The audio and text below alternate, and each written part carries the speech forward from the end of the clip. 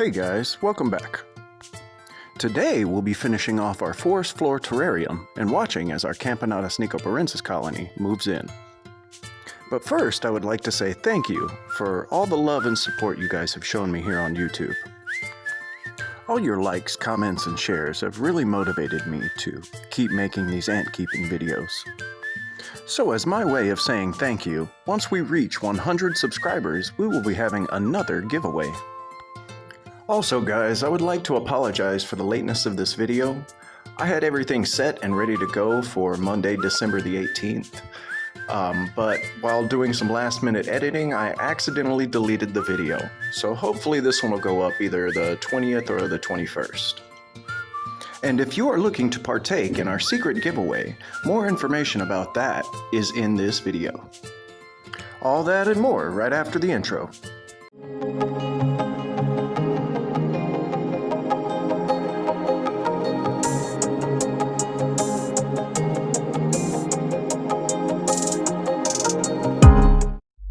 So this is where we left off last time. We had everything set up ready to record, and we were about to remove the old unused nest. These gals are dying for some new space, and they're literally crawling up the walls trying to escape. So let's grant their wish and attach this new terrarium.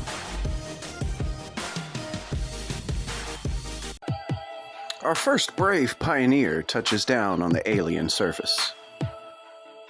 She immediately scales the wall to get a better lay of the land, and a few good sniffs of her surroundings. She then quickly makes a beeline home to tell her sisters of her findings. After a few minutes, ants have started to trickle into our new terrarium. At this point, a few ants have run all the way around the terrarium, making many discoveries. These few workers explore very cautiously around this space.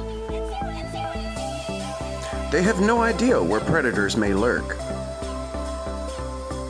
So only the oldest and most experienced ants are exploring at this point. So once word gets out that this huge space is predator-free, many more ants will come. It seems like the message has been received, and more ants pile in. The number of explorers had me astounded. So I sat down to watch them, absolutely mesmerized by their activity.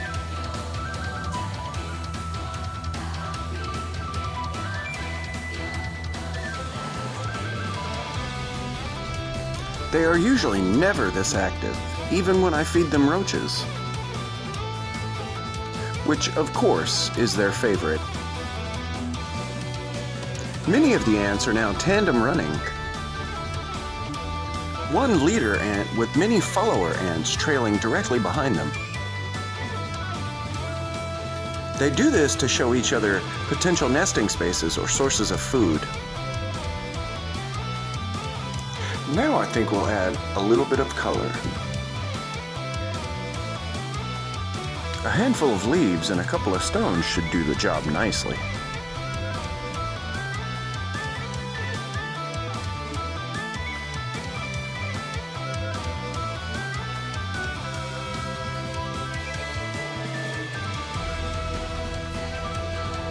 Now for the fun part, placing rocks without smashing ants.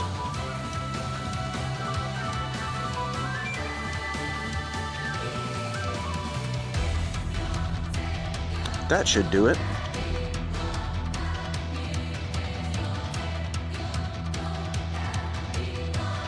These gals love leaves almost as much as they love roaches, so this should make a good addition to their terrarium.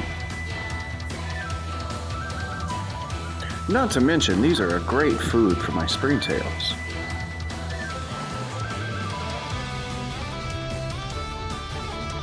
Let's speed it back up and watch the action. I believe they're beginning to dig right here, and hopefully they'll start tunnel work under the cedar bark soon.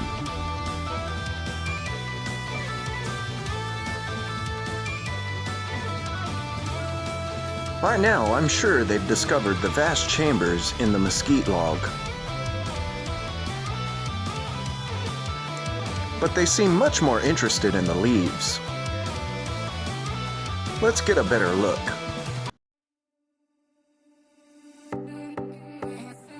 Yes, this is starting to look much more like a nest entrance.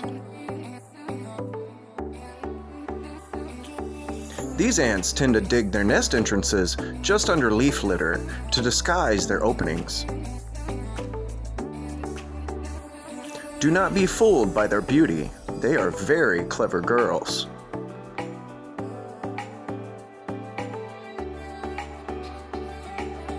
How's the tunnel work coming, ladies? Yes, busy, busy. Great job, girls. It looks like they've laid the foundation for a new nest.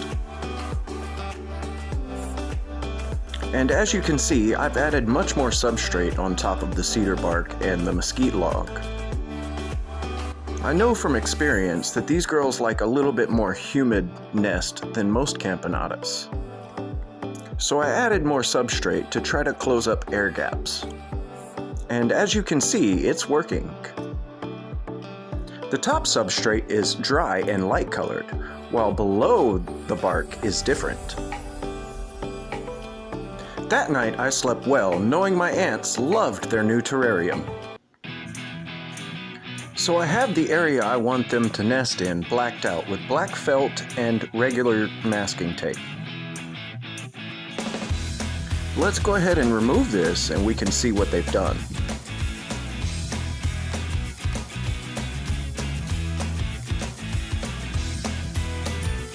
A lot of the moisture has now settled in this back corner.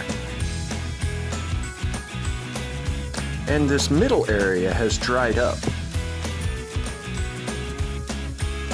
And in the front, we have some very well-defined tunnels.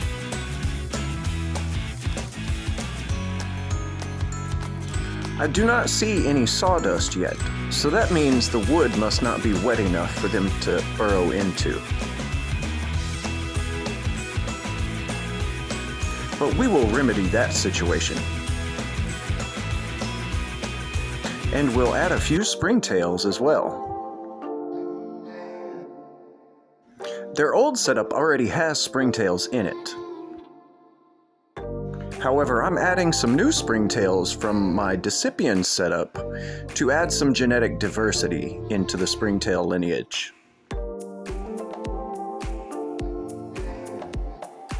It's always good to do this for the health of your cleanup crews. So I tend to do this every 6 months, or anytime I get a new terrarium. Sometimes I even get new springtails from the garden to breed with my springtails. A couple of years ago, I did have a springtail and isopod terrarium, but I don't have it anymore. My ants will hunt down all of the isopods. And I already have 4 other terrarium with springtails in them. So there was really no need to keep a separate springtail terrarium. And now let's see the underground after it has been moistened again.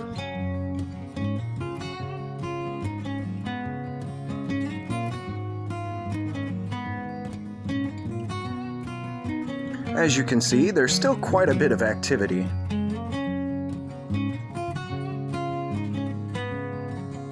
And it looks like they have partly moved into some of the bottom chambers.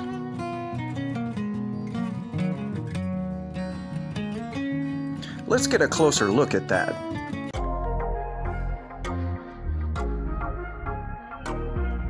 Yes, there's quite a few ants hanging out in their new wooden fortress.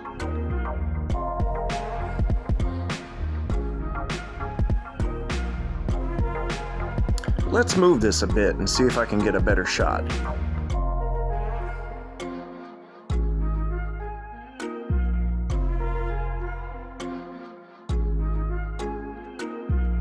I'm also starting to see sawdust on the acrylic. The wood must be moist enough now for them to dig into.